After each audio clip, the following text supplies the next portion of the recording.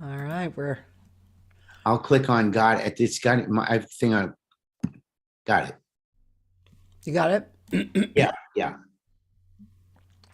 Okay. On got it. It's got it. My thing on. Was that me or you, Kath?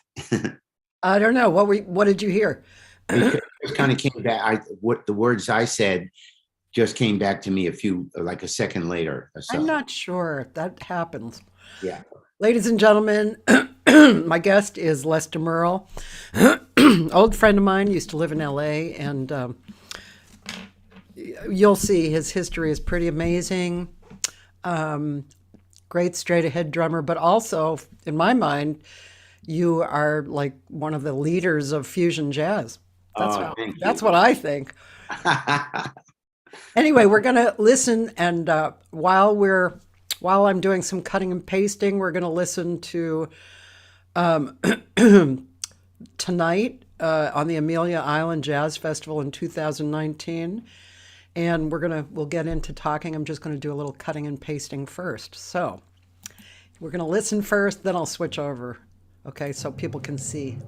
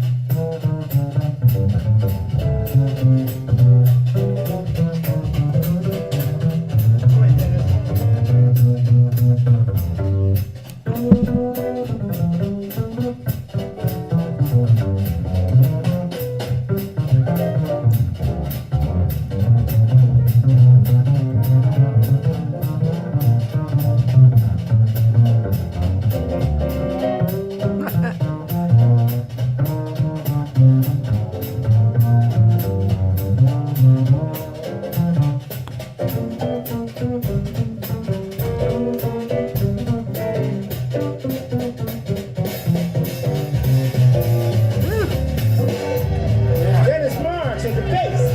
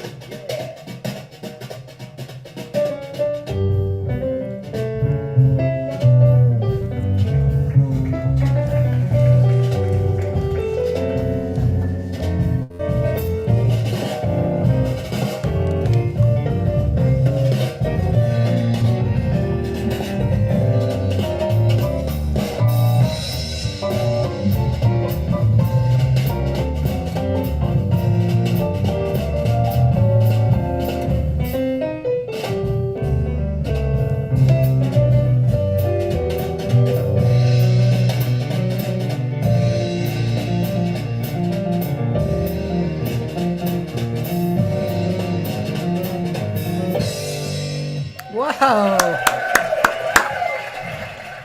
Wow. That was great. Holy moly. Get out of here. Oh, help me. I've fallen and I can't get up. Gosh, I don't know how to get, here we go. Maybe. We need another few studio engineers over there. Oh my gosh. Wow, that There was you great. Oh, thank you, Cathy. Thank you. A lot of fun. It's a lot of fun. A lot of good vibes in that tune. And I like to use that as an opener sometimes, you know, because it's so showbiz. Jazz and showbiz together, man. But it's so good, man. Really good. Like Yeah. swinging hard, you know. Yeah. And of course, that arrangement featured Mike Levine on piano. He's from Miami, a great artist, and has many recordings of his own out. And the bass player is Dennis Marks, who was with Arturo Sandoval for 25 years. Oh, And he lives, he teaches at the University of North Florida in Jacksonville. So that rhythm section has been with me now for 19 years. oh my God. Every jazz festival since the beginning. They've played with David Sanborn, Nesta Torres, Rosanna Vitro, Delphio Marsalis. The list goes on and on. Every headliner we bring in, including Kenny Poplowski this year, that rhythm section will play them. So I'm knocked out with these cats, you know. That's so cool. It's so great to play together for so long, isn't it? Yeah, that's the best. Absolutely. Yeah. Yeah. All these things happen, just happen. It's like, oh yeah, I've been down this road before with you. Oh, hey, but we haven't been down that road. Yeah. You know about that. We know about that together as playing together years ago. Yeah. Yeah, it's really fun. In June, I played with Mike Steffens, who I haven't played with for a long time. Yeah. That was really fun. He and Cool. I just like, oh yeah, it was great. Yeah, yeah. So, excuse me. Let's talk about the festival. We'll talk about it several times during this time, but let's start with it. Okay. I'll give you an overview, if I may, Cathy, about the whole concept of how it started. As you know, your roots with me, our roots together are LA. Yeah. And when I left LA in around about 81, then I went back to New York and I did a lot of the jazz clubs there with Jimmy Witherspoon. Helen Forrest was playing a lot at that time, the great singer, big band singer. So Yes. I put some groups behind her. And then I moved to Chicago, where I met and married my wife, Bonnie Eisel. We actually got married in Sanibel Island, but I hired her first to be in my Chicago band around 83 or so. And then I'd also done some work in that period of time with Wayne Newton.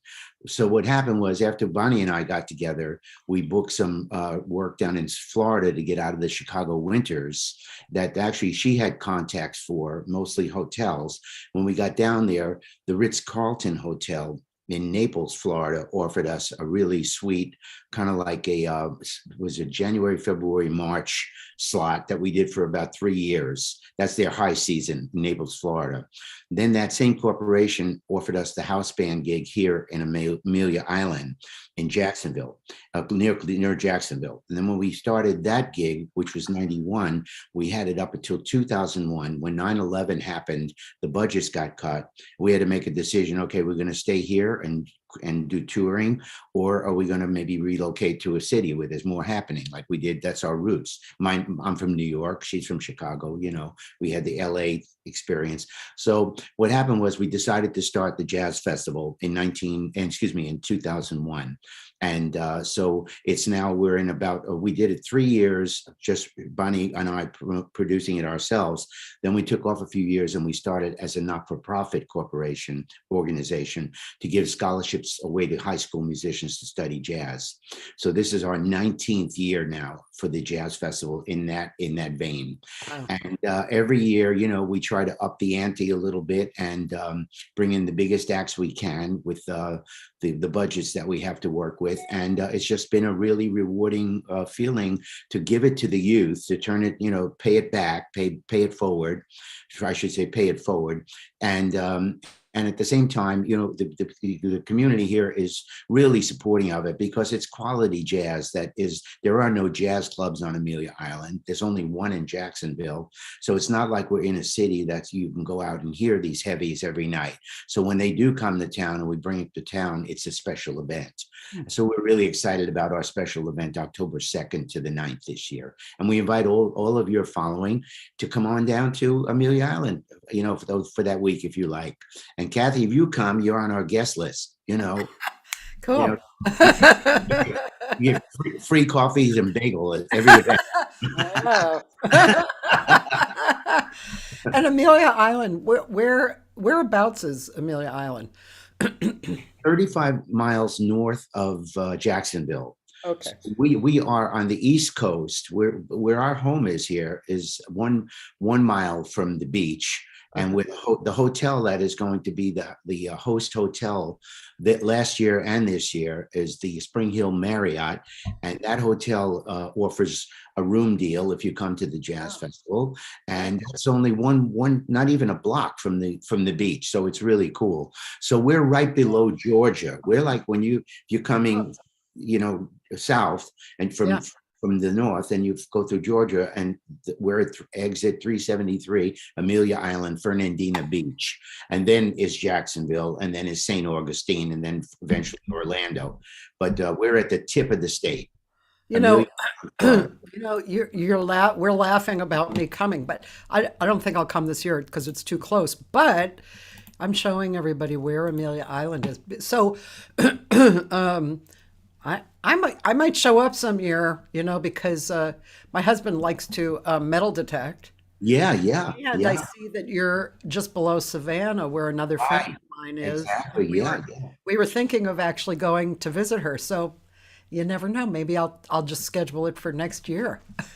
And also, Cathy, seriously, if you do that you're coming, I want to put you on the bill if you'd like to be, maybe as a special guest with my band or something like that, because it was such a ball to play with you and play for you again after all these years. Oh, that's sweet. Okay. Well, now he doesn't know what he started, ladies and gentlemen. Or maybe he does. I don't know. I do know what I'm getting at. I like to have my blood pressure rising. I think Les and I were also drawn to each other because we like the business of music too. Oh, absolutely. Not all musicians do, obviously, right? No, that's the game. You got to play the game to get the gigs. Yeah. I love it. I love the game. Yeah. I remember hearing about Charlie Hayden when he was traveling to Europe. Yeah. He would get in, whatever, do something, and then he was on the phone. Wherever he went, he was on the phone hooking it up, Yeah. No, well, seriously, all the successful leaders, and I've got some, the guys that I really look up to, knowing the history of our music, like, for instance, Cannonball. Yeah. Adderley was the business guy behind the Miles Davis sextet. He was Miles's main man when they did Kind of Blue. I mean, Miles didn't even, he was so loose with them and so involved in the music, the genius that he was. So he gave it to Cannonball. He says, "Here, man, you figure out what the guys get paid and make sure they're paid on time and all that." But then Cannonball took that business ethic and really knew how to take it to another level, And so did Horace Silver, by the way. Horace Silver was a great businessman. He was one of the first Blue Note artists that insisted that he design and have creative control over his own album covers. Huh. So there's all those like pieces of silver and all those classic albums. They're not just photographs or Francis Wolf's wonderful photos, but they're things that Horace wanted. Song for My Father. He's got his father on a park bench. He's got he had some very hip, creative ideas for the day. I didn't know that. Yeah, That's very cool. you see the things you learn when you're on my show, man. Wait a minute. Whose show is it? Wait, it's my show. Sorry. I thought it was 4:00 when you're on my show. Oh God. There's this organization that you would get a big kick out of. They're in LA. They're called Jazz is Dead. Oh, I know them. I'm hip to them. It's pretty cool, man. Yeah, it's pretty crazy. They're supporting and recording older musicians like Henry Franklin, for instance. Yeah. Paying him well, treating him, great, putting him on tour. The concerts, he said the concerts are sold out and between the ages of 20 and 50. That's great. Isn't that awesome? That's what the business needs right now. Jazz business really needs the youth. Absolutely. Yeah. It's a mix, and it just cracks me up. They called it Jazz is Dead. I love that because it's so flies in the face of what we've heard for years. Jazz is dead. Jazz is dead. Come on, give me a break. Yeah. Yeah, pretty cool. Yeah. So- They did a feature on them. You probably saw it they gave the Jazz is Dead the cover of Downbeat. Yeah. Last month, and there's a real heartfelt interview with the people that put that on, that explain their love of jazz. Yeah. So if you don't just take it for the name itself and you go delve a little deeper, you'll see there's a whole lot of heart and soul behind that concept of their organization. Yeah, absolutely. And the name, once I understood what they were doing, the name blew my mind, actually, in a good way. Yeah. But you're right, because a lot of people will see that and they'll just go, "What? What?" Yeah.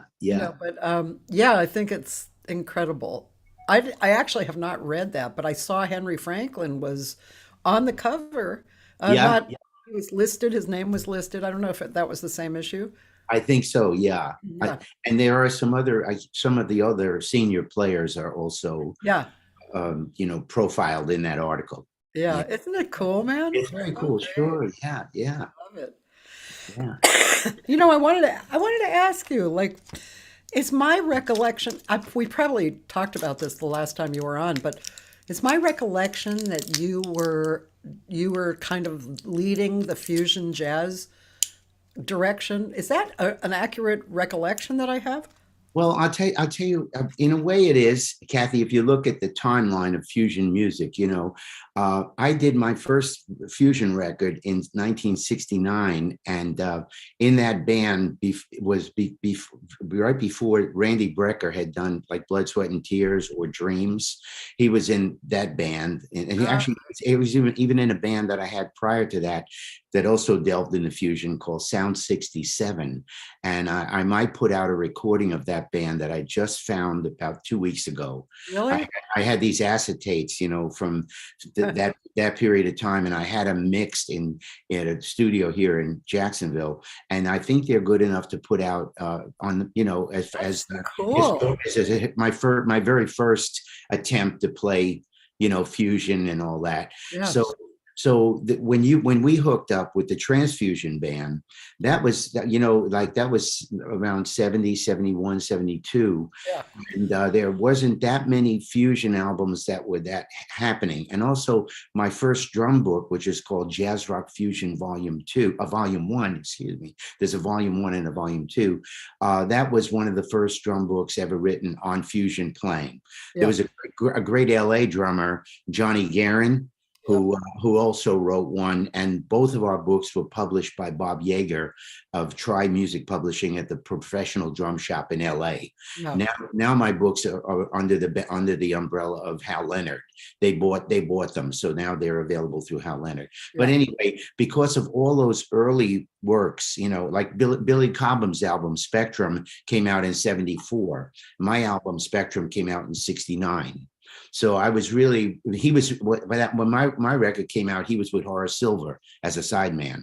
So I kind of had the fusion thing going a little earlier than what, before it went real big, so that's why. Yeah. Yeah. Okay. I'm just checking my memory. Yeah. Yeah. My friend has listed your 101 credits. Thanks, Dan. Oh my God. I mean, some of these, they're usually about 90% correct. I'll show you what they look like, and you can be amused, or you can tell me.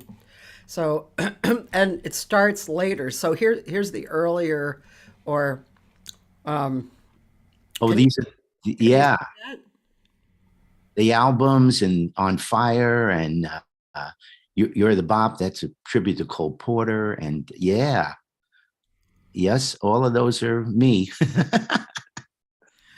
Now, and then what's the Harry James stuff? Is that? Oh man, that's some classic big band work. Cathy, I was so honored to take Buddy Rich's place with Harry James's band in 1970, and I stayed with him to 1983 when he passed away.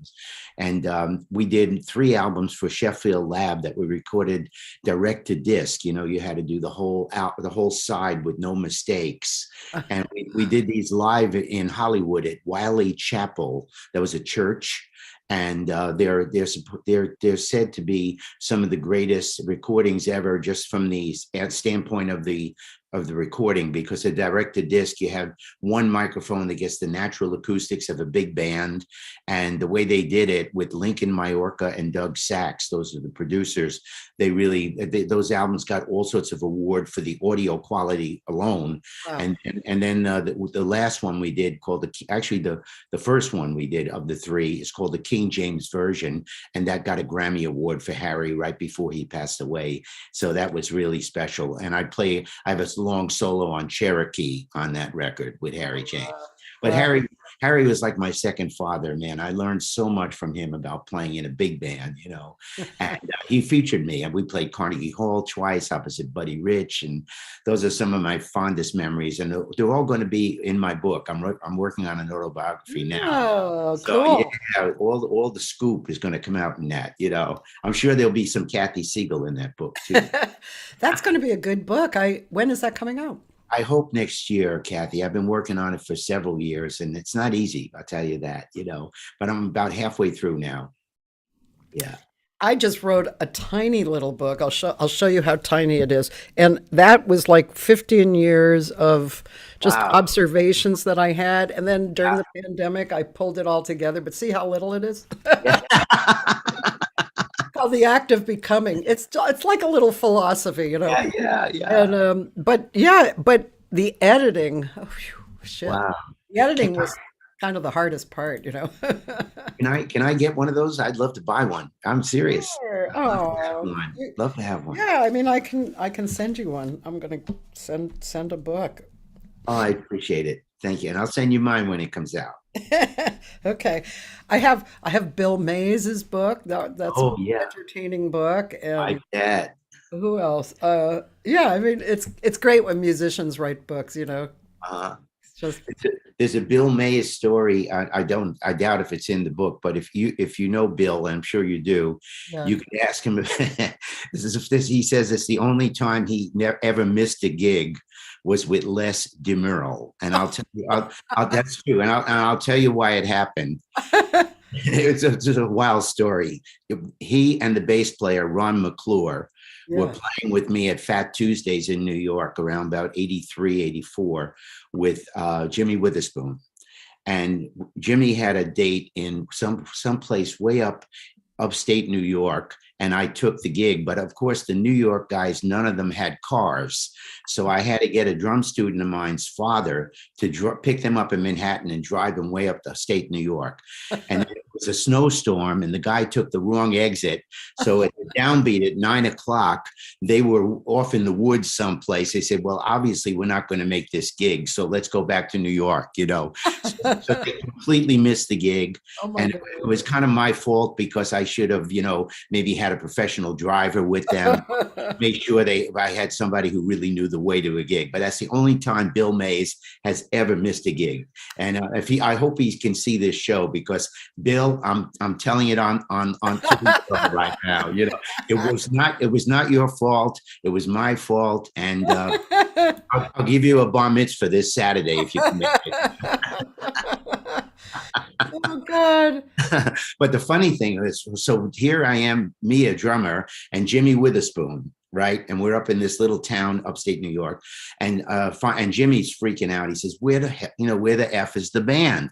I said, Jimmy, let me go out to the audience. So I go to the audience. I said, ladies and gentlemen, I'm sorry, but our bass player and a piano player are not here. Is anybody really a good player that might play piano or even guitar and bass? And one guy stands and puts his hand up and says, I play guitar, Les. I said, what's your name, sir? He says, Tall Farlow. I live in this town, Tall Farlow. I said, Tall Farlow, man, would you please? He said, I'll be there in a minute. My axe is in the car. Tall Farlow goes out, gets his guitar, and then a bass player raised his hand. And Jimmy's show was mostly blues, So we had a cat, as long as he could play some blues, we're cool. And we broke it up. Now, the next day, the agent was a cat named Abby Hoffer in New York, a very well-known agent. And when I called him and to apologize for the band not being there, he says, apologize. He says, I heard you had Tall Farlow. How could you do that to me? The next time you tell me you get guys like that and I'll get you more money.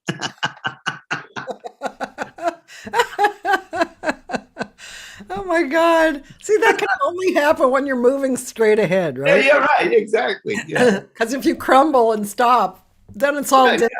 Right. You got to make it happen. I mean, I would have played with Jimmy just myself, just drums and him if I had to. There was no way we were going to cancel it, So Jimmy must have thought you were out of your mind to go out into the audience and ask that.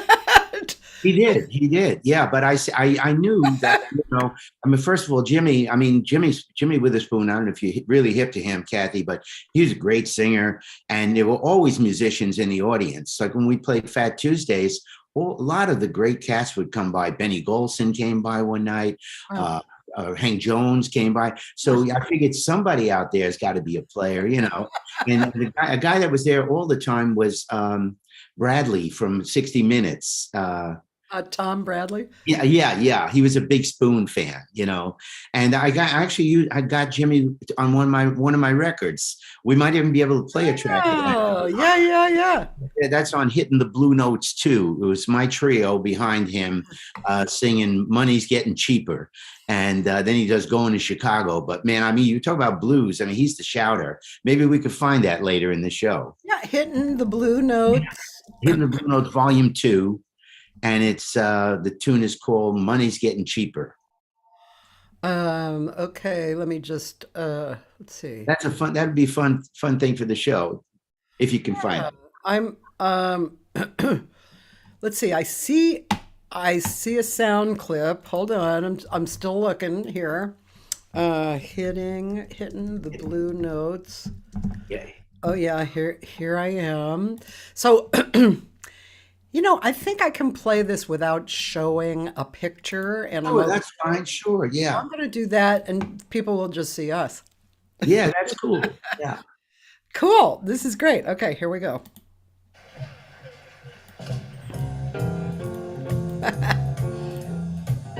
Oh yeah.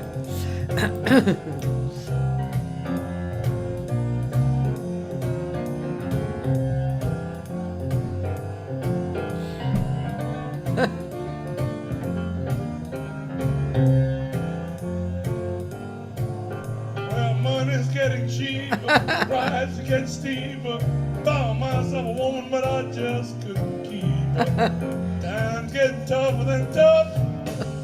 Things getting rougher than rough. I make a lot of money, just keep spending stuff. My pork chops on the market, push per pound. Couldn't buy a pork chop when I laid my money down. Times getting tougher than tough. Things getting rougher than rough. Make a lot of money, just keep spending the stuff.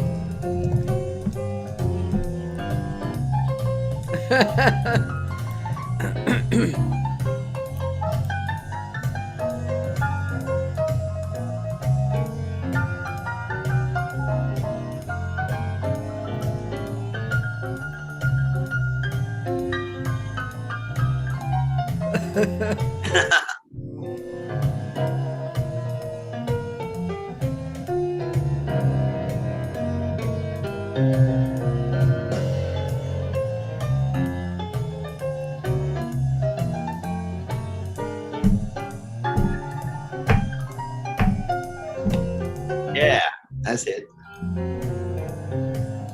Well, politicians are telling folks to cut on their meat. I don't cut the price and let the people eat. Times get tougher than tough.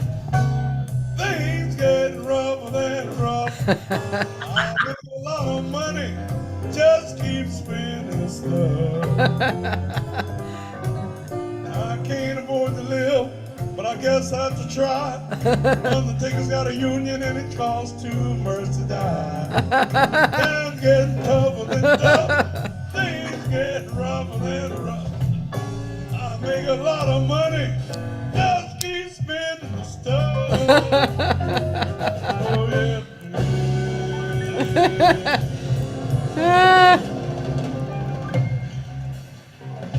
That's cool, man. Sit together and give a lesson in this trio big hand. You ought to put that out again. It's so apropos, you know. Yeah, isn't it right? Isn't that right? That's right. That's it, Cathy. Yeah. You know, another person who was really good with business, wasn't it Howlin' Wolf?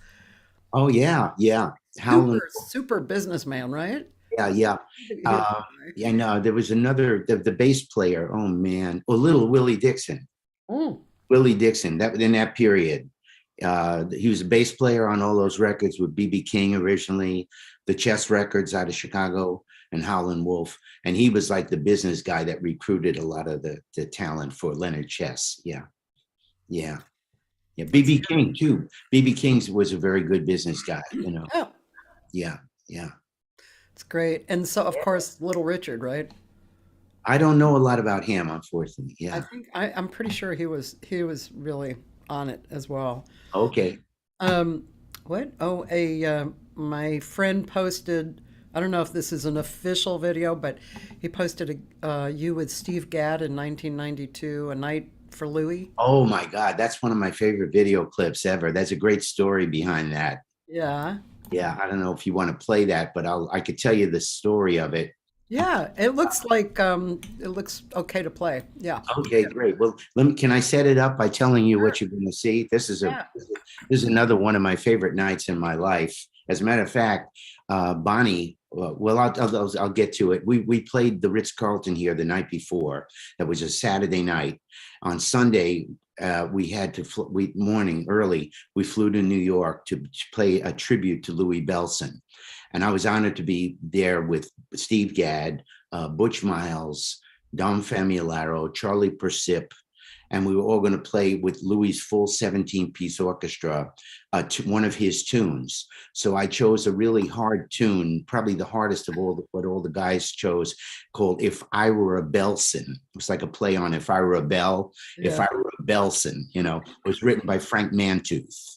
and it's kind of like a suite. It goes through some tempo changes and Afro-Cuban to swing and all that. So after I played, I was the opening act, and Steve Gadd and I are real friendly because we've known each other for years, like 20, 30 years. So he and I were hanging out, and he says to me before I go on, he says, Les, do you ever get nervous when you do these kind of things? I said, man, you've got a lot of,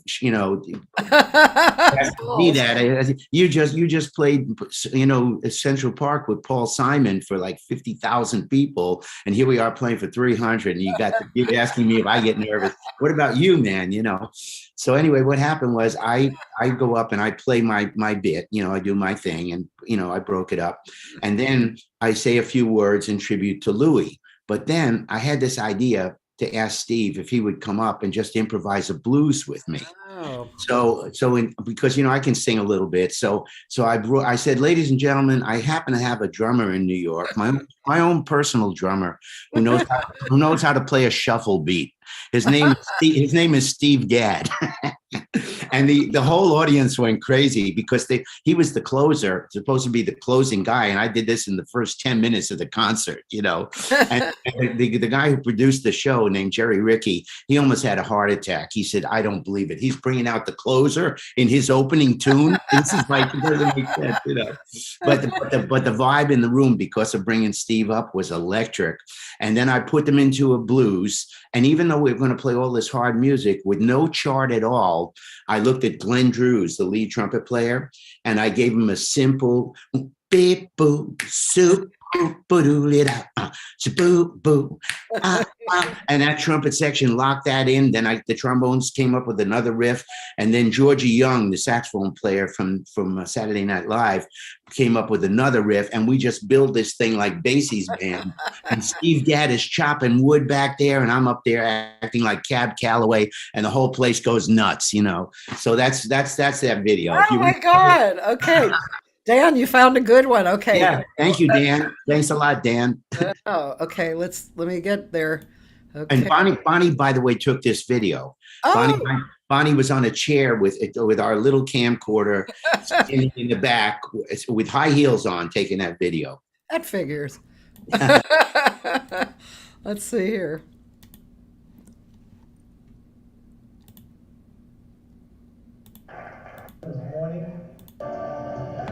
This is you, right? Yeah. Uh-huh. So see if we can get it from the beginning. That's it. Explosion, Mr. Les DeMerle.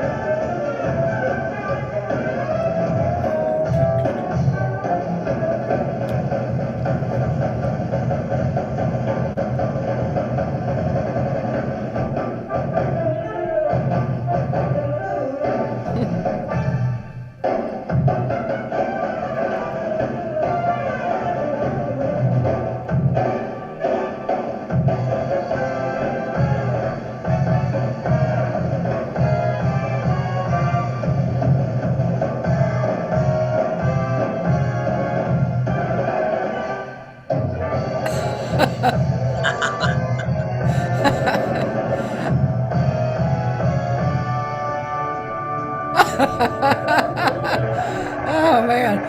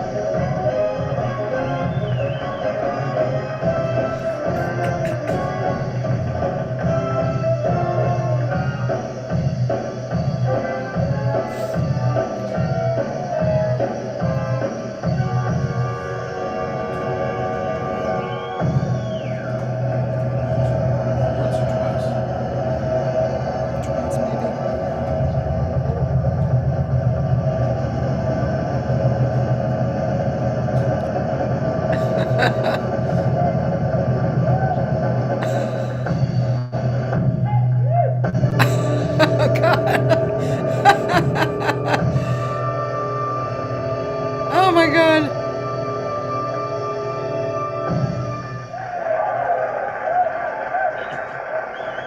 Oh my God.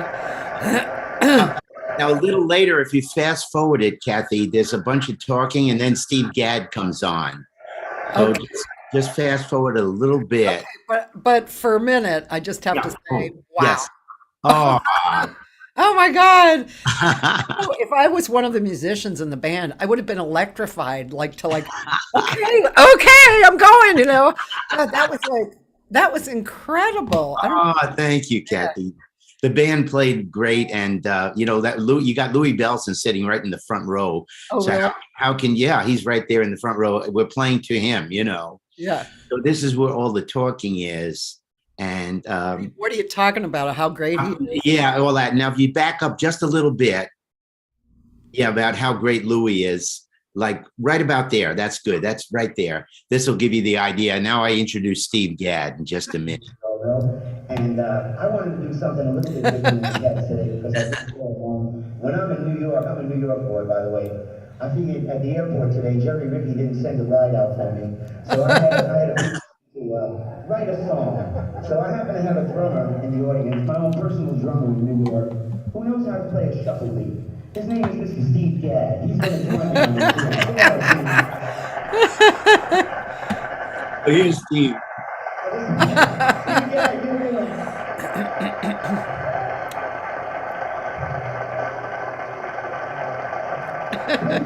Two. 1, 2, 3. Okay, now everybody put your hands together. Let's get a Louis Belson party going here. Come on, let's have a party. Turned it into a blues bar, you know. Yeah, and you see Louis Belson right in the front row. There's Louis. Steve's smiling. Steve's smiling. We're all here placing you today. Louis Belson, Louis Belson. We're all here placing you today. We came all the way from Florida and flew in for the NBA. You know this tagline, Louis Belson, Louis Belson. You did it all so right. Louis Belson, Louis Belson.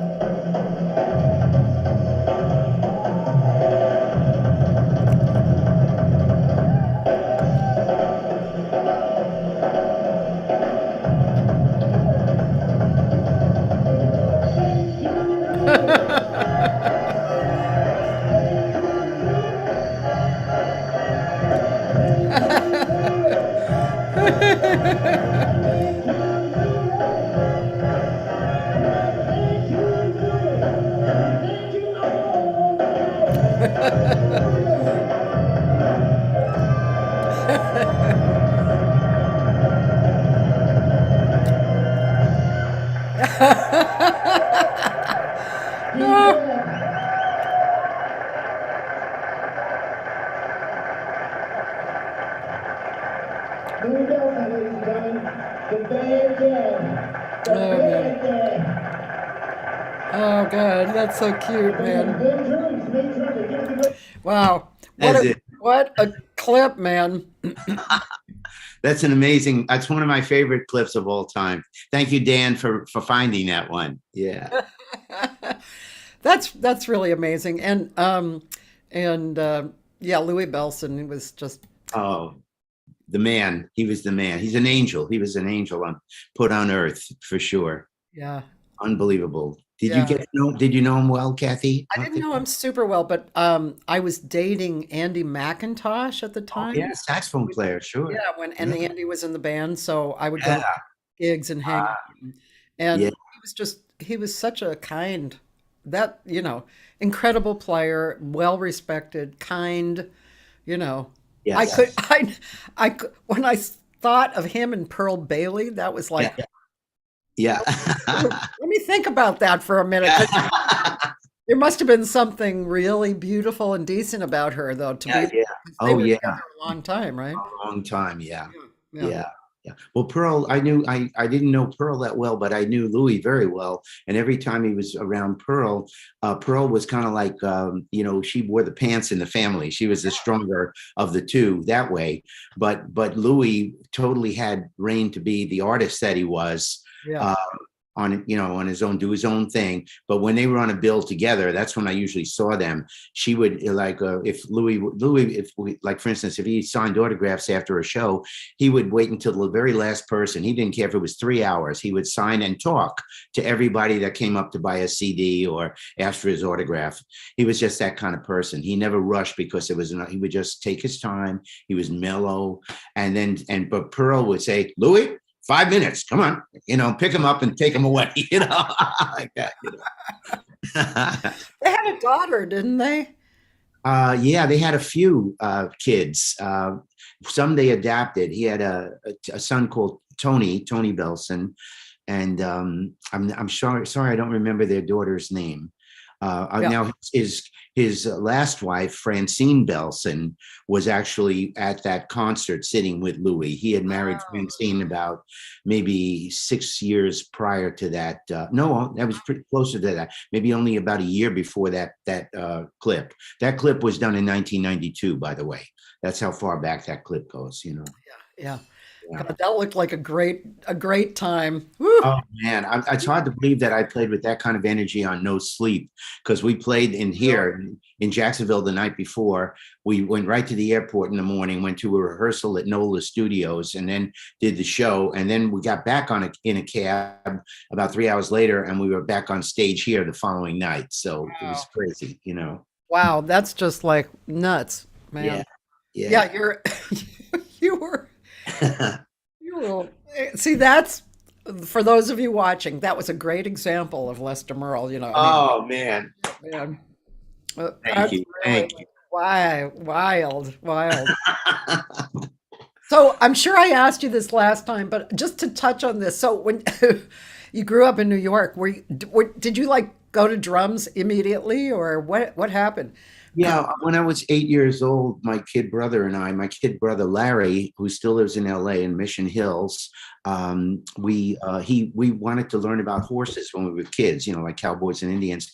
So our parents took us to dude ranches, and when I was 8 or 9 years old, they enrolled us into a military academy so we could learn about horses, learn to ride them and jump them and take care of them and all that. So I shared a room with the kid in the band.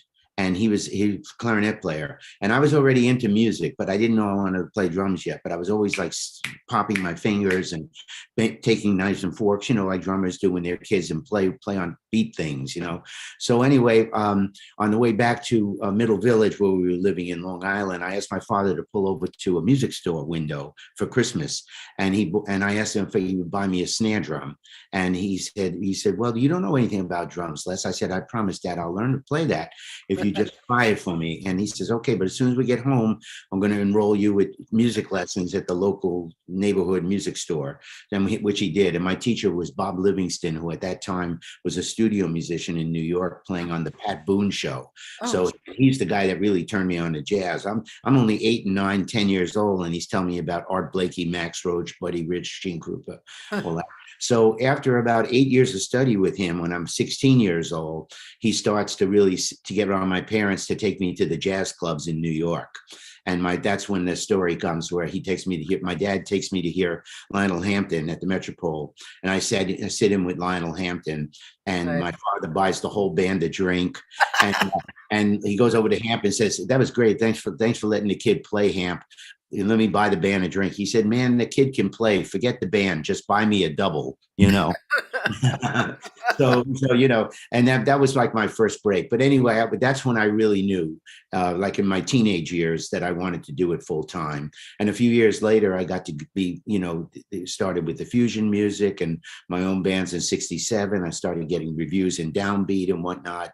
And then the rest it just goes on to where it is today, Yeah. Yeah. That's great, man. So, so these days, you and Bonnie are, you have like a steady gig, basically, right? Singing and playing, and everybody's working, or is that what happens? Not really, no, Cathy. Bonnie and I, we started to do the jazz cruises up till the time of the pandemic. And when COVID hit, then we stopped going out for maybe as many as 6 months a year on cruise contracts. So now we're here in Amelia Island. We play a few times a month, only 2 or 3 gigs a month. And I'm doing a lot of teaching in my studio here on drums and also doing Zoom lessons. So if anybody out there wants to learn jazz and rock drumming, they can contact me through lesdemerle.com, or you can find me easily on the internet. Yeah. And then we're looking to do more gigs now. We're playing some clubs and going to Heidi's in Cocoa Beach, and next week we'll be at Breezy's Jazz House in Jacksonville. So we have maybe sometimes 3 or 4 weekends booked a month, but it's not like it used to be with 6 nights and 7 nights a week, Yeah. The business is not like that anymore. No, even without the pandemic, Right. Yeah. But the jazz festival, Cathy, keeps us going because we have all sorts of things going, And if I may, can I please outline just the 8 days of jazz so that people will know? Yes. It's going to be October 2nd to the 9th, and it's the Amelia Island Jazz Festival. As we talked about earlier, it's in North Florida. Our website is ameliaislandjazzfestival.com. And what happens is on October 2nd, we're going to have a free community concert at the Atlantic Rec Center here with the 21-piece University of North Florida Jazz Ensemble 2 with Dennis Marks, the bass player that started off the show with us on the song Tonight. He'll be directing his orchestra at that point. And Bonnie and I will be jumping in. So that's a free community concert. We usually draw about 500-600 people that come to it. And we're going to have a barbecue lunch, and we put our person who's putting the barbecue together. She's a very famous restaurateur in this area called Horizons Restaurant. Huh. And she's got a thing called Beyond Horizons now. Anyway, she's putting BB King barbecue plates together. So they're soulful and big, like for a guy like BB King. A lot of meat on a plate, and we're gonna have beer and wine and all that. The big band swinging. I'll do a few tunes with them. Bonnie will sing a few tunes with them. Then the next night, the Monday, October 3rd, we have our sponsor party. So if you're an Amelia Island Jazz Festival sponsor, you get to come to the party. And this time around, I'm featuring my trio with a piano player named Joe Watts, who's the musical director for Mary J. Blige, and he goes out with Mary Wilson of the Supremes. Oh. But he's a jazz piano player, jazz trombone player, and a jazz vocalist. Yeah. But then the next night, the Tuesday, October 4th, we're doing a jazz and wine event, which is very, very popular, where we have a jazz trio and we pair the composition to the kind of wine we're tasting, or the audience is tasting. Wait, how does that work? Like, for instance, last year we had a Spanish wine, and it was really deep red. So we opened with Spain. And as they drank that, we played our arrangement of Chicory as Spain. Then something light like a Zinfandel or a Pinot Noir. Then we play something airy like a Jobim tune, something like that. So as they're tasting the wine, and I always tell them, the more you drink, the better we sound. So keep that wine flowing, guys. And then the next night we do a jump, jive, and wail swing night with my little big band. It's a 5-horn band. Yeah. And that's like, we get into Basie and some Cab Calloway and some Louis Prima. It's like a dance night. So we get the dance room from bit boop, bit boop, jump, jive, and wail, and all the stuff that gets people going nuts, Yeah. Then the next night, Thursday, we bring in a Latin band from Washington, D.C. called Trio Caliente. They're very popular here. They have Latin percussionists also, and they pack the place. It's a place called Sadler Ranch. The night before, where I mentioned the wine tasting, that's at the Decantery, which is a very famous wine venue downtown Fernandina Beach, Amelia Island. And then finally, we get to the headlining concerts. Kenny Poplowski on Friday night, the great saxophone player, clarinetist, will be headlining. Our trio will back him. Saturday night, John Pizzarelli and his trio, the great John Pizzarelli, fly into town, and they take the center stage for Saturday night, October 8th. And on both those nights, we have late night jam sessions going on at a place called Mokama Beer Company, where we feature the youth groups. And we also have our scholarship winner host that event. But all the heavies, after their shows, they come over, they have a glass of wine or a beer or some food, and they all jam until 12 o'clock. It used to be, in our day, we used to jam till 2 and 3 in the morning. Yeah, 12 o'clock, people are, oh man, that's so late, You know. And then finally Sunday we have a jazz brunch for 2 seatings where I put a group together called the Spare Rib Six Dixieland Band, and it features J.B. Scott, who's formerly the leader of the Dukes of Dixieland in New Orleans. I have Cameron Strine on trombone, Bill Prince on clarinet, and the same rhythm section, Mike and Dennis and myself, and Bonnie sings a few tunes, and we do Dixieland jazz brunch, so it's fun with 2 seatings, 10:30 in the morning and 1 p.m. And that's it. That's 8 days of jazz on Amelia Island. Oh, sounds great. Oh my God. Wow. Fantastic. You guys rock. Oh man. So cool. Wow. It keeps me young, it keeps me young and working all the time, keeping my chops up, keeping my business chops up, keeping Bonnie especially works so hard on this with and we have a lot of volunteers, and we've got a great board of directors. So I have a lot of help, but all the booking and the coordinating with the agents and managers, I still do all that myself. Yeah, and the nonprofit thing takes a little bit of attention. Oh, a lot of, yes, absolutely. You have to have grant writers constantly, and reach out to your sponsors, and we're so blessed to have some really good sponsors. Our main sponsor, Cathy, is Park West Gallery. This is another interesting tie-in. We met them. They're an art dealership that are the biggest in the world, and they're on every cruise ship. And from us playing the jazz cruises, they would come and hear my band in the lounges, and we got to know the VIPs, and several of them are musicians, and one of them, named Maury Shapiro, happens to be a very good drummer. So he knew of my history from the transfusion days. He said, "You're the same Les DeMerle that I remember like 30 years ago." I said, "Yeah, that's me." He says, "Man, I've been following you all these years." He said, "What can we do to help your festival?" Wow. So I said, "Wow, if you could sponsor the fest, be a sponsor." So they're our headline sponsor, and what they do is they give us they've come up with an original art painting every year, and then we auction that off with the proceeds going to the festival. But we also do a big band bash around Valentine's Day, like a Valentine's Day big band dinner gala as a fundraiser for the scholarship awards, and they fly in an auctioneer, and they auction off like about 20 pieces of art, and all those proceedings go to the jazz festival. So that really keeps us afloat in big time, yeah. Wow, that's so cool. You remind me of the Harrison Ford of jazz. I've been called worse, believe me. Because that's why we like the Harrison Ford movies. What are they called? I watch them all the time. Oh, I know what you mean. Yeah, oh man. The reason why we like them is because I know. that's what he does. He goes forward. He Yeah, always yeah. goes forward, and then whatever comes up, he handles. That's you, man. That's cool. Really Thank cool. you, Cathy. Well, you're cool. You're cool. And for you to do this with all the musicians that you do it with, Cathy, I want to give you big credit and Thanks. for doing. I mean, this is a labor of love, and you are helping spread the love and keep jazz alive, really, at a very cool level. I love you, baby. You know that. Thank you, man. Thank you. You too. Yeah, it's been so much fun on so many different levels, and it's a great thing. I'm so happy to have created it and to continue doing it, because it really is like a piece in the puzzle, that just Right. firms up everything that we're all doing together, It's really beautiful. Yeah. Great. Say gorgeous. Great. Actually, who I'm having on later this week on Friday, which is I'm adding Thursday and Friday this week, but Friday is Matt Wilson.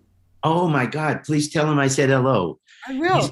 He endorses the same drum company, Cathy, that I do. It's called Craviato Drums. Oh, Craviato, and it's a boutique company. There's only about 20 people that endorse it, and Matt and I are in all the catalogs together. But I'm a big fan of Matt Wilson. He's amazing player. yeah. Very creative player. Beautiful player. Yeah. Yeah. Hey, that reminds me too. I was curious. I mean, this is because I was interested in your, if you even have time to listen, or to, do you listen anymore to fusion Oh, or yes. like the newer kind of blend of music? And do you ever play that style now? Yeah, yeah, yeah, Kathy. I'm constantly trying to learn and, keep my finger on the pulse of what's going on. And because I hire a lot of younger players, I listen to what they listen to, especially on the cruises when we get to live with the guys, and I have them put their originals in my book, and we Yeah, play oh, them on the cool. gigs and all that. Some of my favorites. I love Esperanza Spalding's work, what she's doing. There's a young saxophone player, Alanda, who covered Downbeat a few years. She was with Artibus, which was the great all-female group. I really dig what she's doing. Oh, there's so many, but yeah, I've got my finger on the pulse, Yeah. Yeah. I like the Bad Plus. They've done some great things, Yeah. You But ever, I'm sorry, go ahead, Kathy. I was just going to say, do you ever bump into John DeVersa, seeing that he's down in Florida too? No, but I'd like to. Kathy. Yeah. Yeah. So if I you see just have to John, say, he's great. His big band is crazy. His orchestra, it's like yeah. crazy. But his small group is, Uh-huh. is orgasmic. Oh, wow. Cool. The way they play the rhythms, um, it's the harmonies, the rhythms, the freedom that comes in. Uh-huh. He's a great pianist who is from down there as well, who he plays with a lot. But yeah, just yeah, he was here recently visiting and played, and I was just it was Wow. orgasmic. It was really good. Well, Kathy, if it's I don't mean to cut it short, but I do have an appointment at 4:30 my time. Okay, Is that okay if we sure. do you if I can continue later if you want.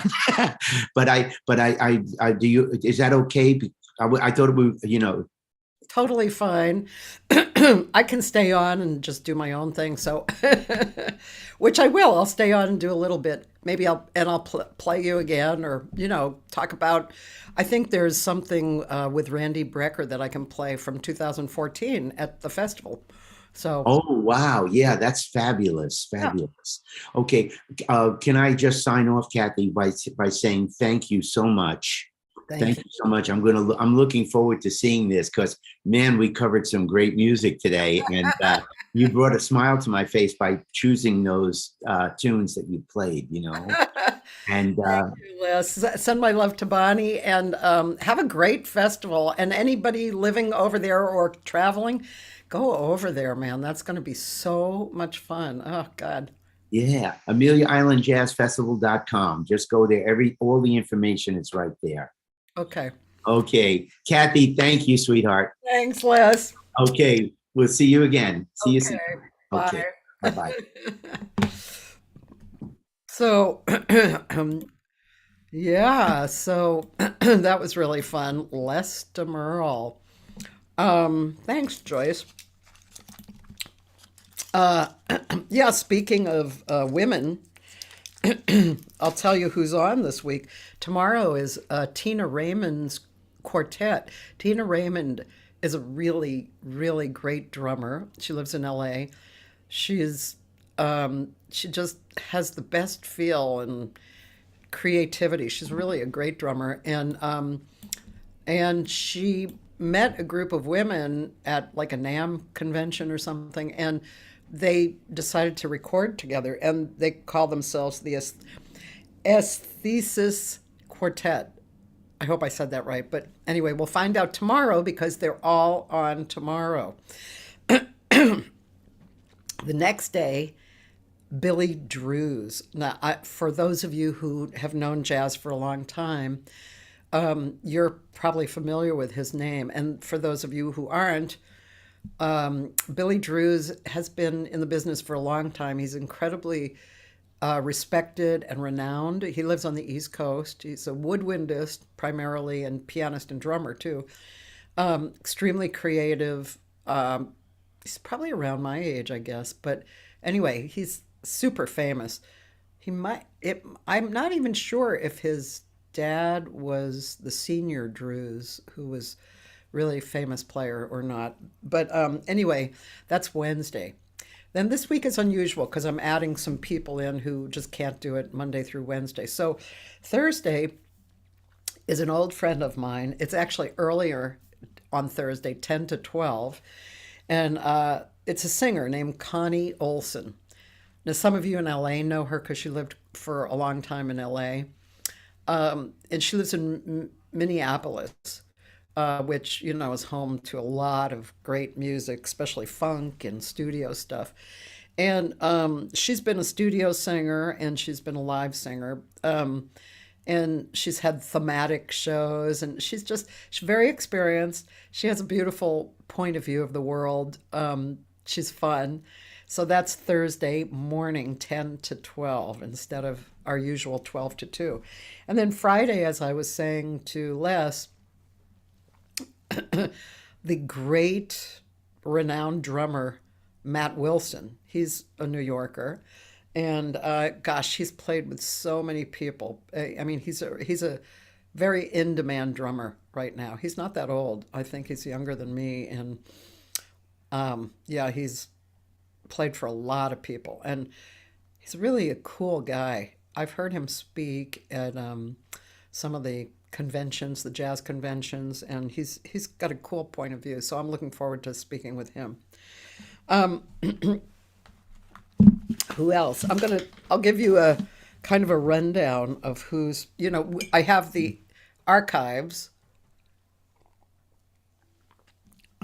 Saturday and Sunday I have archives with Pierre Chambers, a vocalist who is the son of Paul Chambers, who I am just finishing producing a recording for, solo recording for, and which sounds great. It's beautiful. So this was early. Actually, this was from 2020, and that was what started the project. We were talking, and he said, "Oh, I hope to do a single project," and I said, "Well, I'd love to produce it for you." And he said, "Really?" That was the beginning. And then Sunday, Leroy Downs, who just this weekend, Saturday, we had a fundraiser for his organization called Just Jazz. Oh, thank you, Joyce. I will. And yeah, so that was incredible. Dan Davila and I were in the audience 12 to 5. Every band except one played one song, and then it was the next band, and then it was the next band. And they were all very high energy jazz stuff. And there was this one that was kind of in the middle that was a little different flow, which Gary Fukushima was in, and Jamie Rosen. I forget the drummer's name, but it was his group. Anyway, it was really beautiful. So Leroy Downs, who's very, very connected, he's going to be on Sunday. And then next week, we have Leonard Patton, who's extremely well known in San Diego, singer, and I think he owns or runs a club. David Jackson on Tuesday, who's a bass player who's played with a lot of people. He lives in LA, but he's done a lot of work. And then Wednesday, Tommy Campbell, who I think I met Tommy in Japan, actually. He's a drummer, spent a lot of time in Japan, might have lived there, actually. And now he's in New York, and he's a very well-known guy, too. So lots of wonderful people, and the archives are great, too. Just really beautiful. So let's see. Also this week, if you're in the LA area, Thursday night, I have a gig with Alvin Reyes on at a Filipina restaurant, Cucina Filipina, in Eagle Rock. We have a great band, and Alvin and I are going to share the night singing. So that's great. So if you're in the area, Thursday night, September 22nd. Joyce would like me to play my stuff. And you know what I'm going to do, Joyce? I am going to actually play something I posted. And by the way, you asked how was Mary Stallings, the great Mary Stallings, right here. There's a picture of her and me here. Mary Stallings and Ernie Watts. They were great. It was a really wonderful concert at the LA Athletics Club. Dave Ross is just always putting out wonderful stuff. Here's Linda Morgan of the Jazz Legends with Richard Williams and Clayton Cameron, who was the drummer for Mary. But what I'm looking for is here's the gig that I was just talking about on Thursday. Kendall K, Jeff K, Hank, I forget Hank's last name, the piano player. Anyway, so here we go. So I'm going to play this right here. This was at the Blue Whale, and this is my song. Oops, want to get rid of that. And this is called Get Ready. This is, I love doing this kind of stuff. This is one of my favorite guitar players, Jeff Richmond. Edwin Livingston on bass, another favorite of mine, and drums, Chris Blondal. This was at the Blue Whale, which was one of the best clubs we had in LA. My song, Get Ready.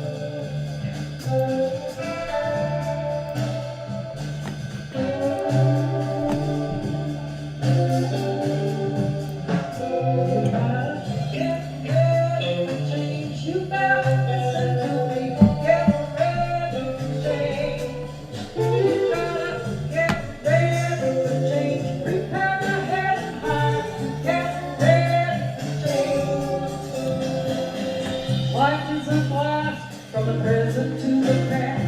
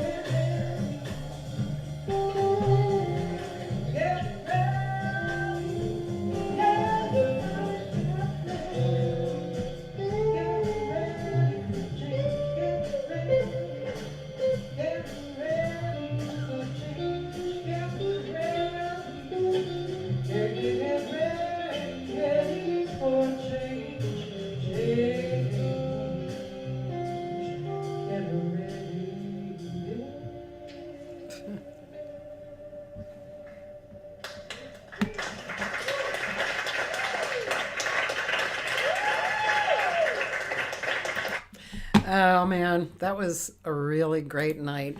I really like, you know, there's so much stuff that you can do as far as styles and stuff, you know.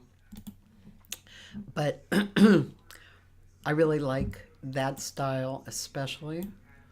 Thank you, Joyce, for sharing that one. Yeah, I dig that, you know. Actually, this weekend I went to the Just Jazz fundraiser, and the first person was Camille, I forget his name. It's kind of a hard name. So he's an older guy. He was one of the founders, I think, the co-founders of the Billy Higgins World Stage. He's a poet, kind of a singer too, I think. But you know, he's been a poet for so long that it's just pours out of him like molasses. It's great. And then he has a improvisational group behind him, of which Billy Breeze was the drummer, and Jeff Littleton was the bass player. I'm trying to think of who was the pianist. Anyway, it was really great, but I was sitting there listening to him, and it's so inspirational for me to hear the spoken word with improvisational music around you. And it made me want to do it more. I have done it, but as a matter of fact, the last time I played with my group, The Moment, of which Jeff Richmond is part of, and Gary Fukushima and Chuck Manning and Brad Dutz, we were at this little place called the Sun Space, and that's what we did a lot of, actually. I did a lot of poetry, and which led into this improv, and it was really great. There's something really wonderful about being able to do that. But I do like also singing songs, and and that covers from, you know, more modern jazz to like crossover stuff, and then also straight ahead. I mean, it depends on the situation and the musicians that you're playing with, of course, you know. But like my guest today, Les DeMerle, can you believe how he sounded on that last cut? What he was doing, you know, in the tribute to his name just escaped me. Oh, come on, what's his name? Oh gosh, the tribute to the drummer. Anyway, well, that's what happens. Apparently not enough coffee. Oh God, I can see him in my mind. He's married to Pearl Bailey. Anyway, I'm sure it'll come any moment. But anyway, can you believe what Les DeMerle was doing? Oh, thank you, Louis Belson. Thank you, Dan. It's kind of like saying, this is a, what is this again? It's a cup. Anyway, yeah, so Les DeMerle, I'm so glad to have him on, and so glad he's a friend of mine. And he definitely started me thinking, maybe next year I'll go and be in his festival. That'll be really fun. Yeah, so let's, yes, thank you. It's a mug or a cup. What's happening? This month is a lot happening this month, especially if you're in LA. Next week, I have a gig this week on Thursday, and next week on Tuesday, I have La Puglia again with John Leftwich, Mitchell Long, and Charles Ruggiero, who's wonderful and an old friend of mine. Haven't played with him in a long, long time. And Saturday, October 1st, I'm part of a show at Casey's in Canoga Park called The Divas. I'm a diva. I just want you to know, I am so not a diva. But anyway, I'm a diva in this show. And then the following week, I'm going up the coast to Libretto in Paso Robles with with Josh Nelson and Larry Coons, our Dreamsville band. So we're going to be doing some of our songs from Dreamsville, the recording, and then some others. That's going to be really fun. And the following week, I'm going to go see Milton Nascimento here. And that's actually through Jazz is Dead, that organization that I was speaking of. It's really an interesting organization. Jazz is Dead. I just think the title is funny. So let's see. Thursday, Milton Nascimento. Saturday, October 15th. It's kind of a weird day for my jam session, but Saturday, October 15th, the middle of the month, I'm going to be doing a show. I'll do a set first, and then we'll have the jam session. And then Sunday, Cine E is in town at that period. She's also going to be performing at Catalina's with Josh the week before, but October 16th, she's going to be doing a workshop. So if you're interested in learning from one of the best singers on the planet, one of the best jazz singers, she's one. She's a really beautiful singer. All around, she's lovely. The next week, which is the October 17th week, I have a few gigs.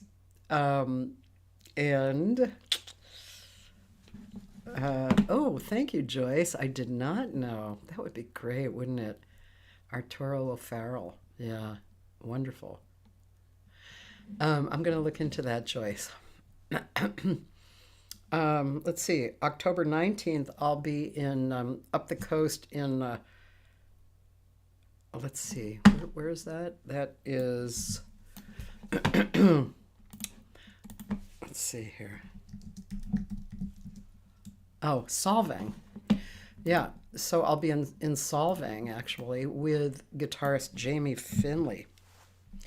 And he and I are playing at a place called The Lost Chord, which I got hooked up to through Toby Simmons, who sometimes listens in on here. And it's really focused on guitar players, so it's really cool that Jamie and I will be working, and we have a really cool thing together. And as a matter of fact, that Saturday, the 22nd, we'll be at St. Bee's Church in Eagle Rock, which has this bi-monthly jazz series, and we'll be there. Jamie and I will be there with Putter Smith, the famous, wonderful jazz bass player. Then you won't see me for a little while the week after, because I'm going to France. Woo. I'm going to France. And thank you. I have to say thank you for a part sponsor, Roland Ascarones, because he helped me go here.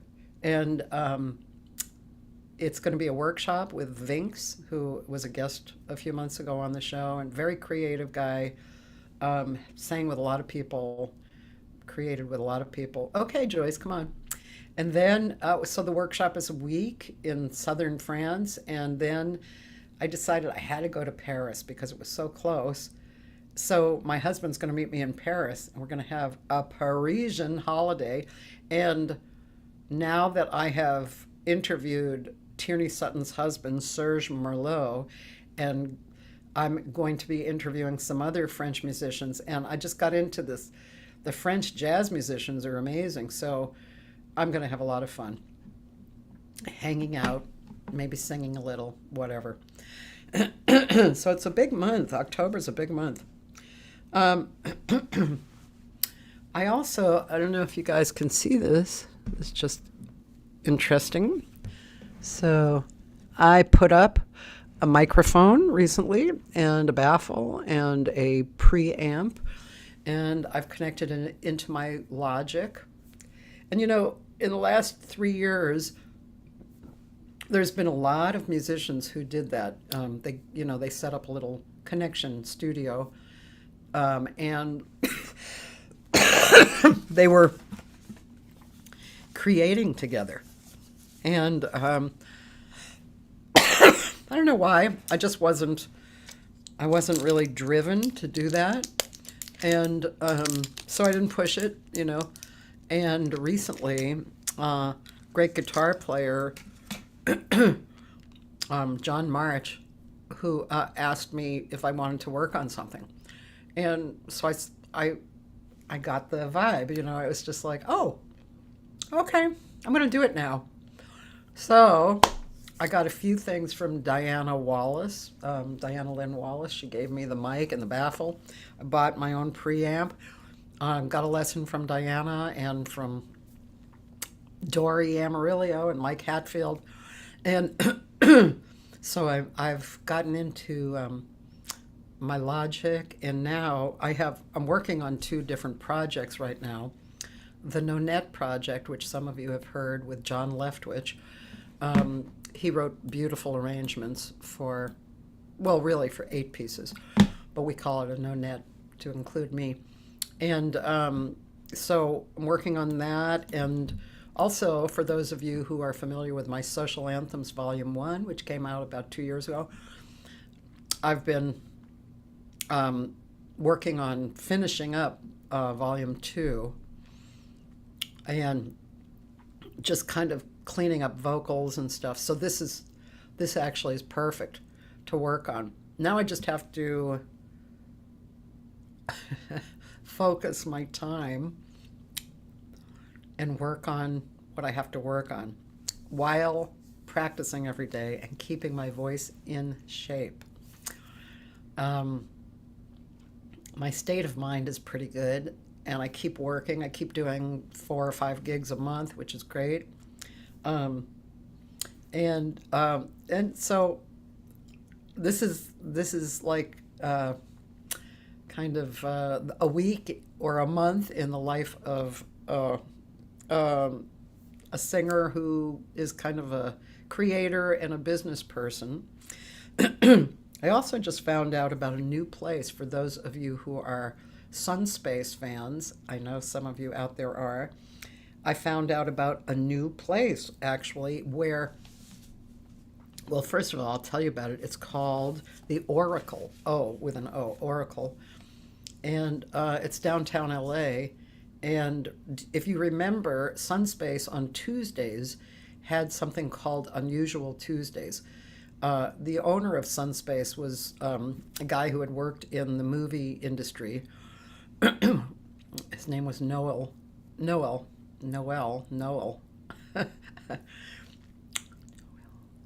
And anyway, he's doing his Tuesdays there, and they have jazz every other Monday. So I'm going to go check all of that out. I was talking with Breeze Smith, the drummer, and who I had seen at the jazz fundraiser, the Just Jazz fundraiser on Saturday, and he had also worked at Sunspace, and so he was telling me about that. So I'm really looking forward to that, because I definitely want to work in that direction again, you know, and so of the more eclectic, avant-garde-ish kind of stuff. I want to include that into my singing and performing. So so I think that's about it. Let me see if I can play one more song for y'all. Let's see.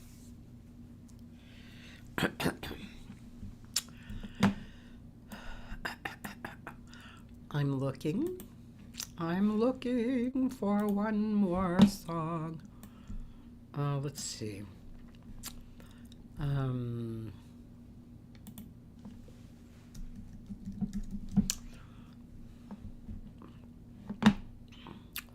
Looking for one more song. And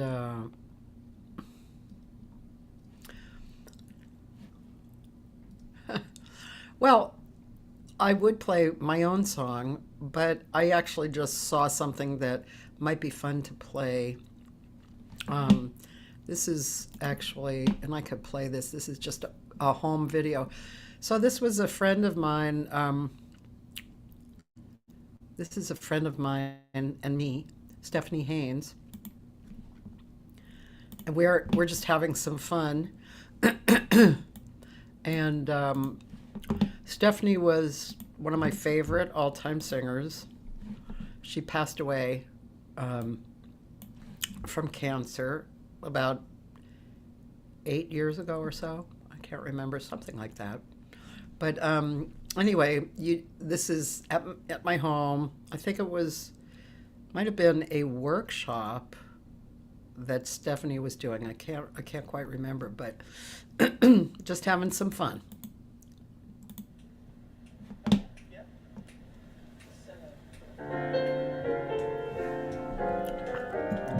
Thank you, Joyce.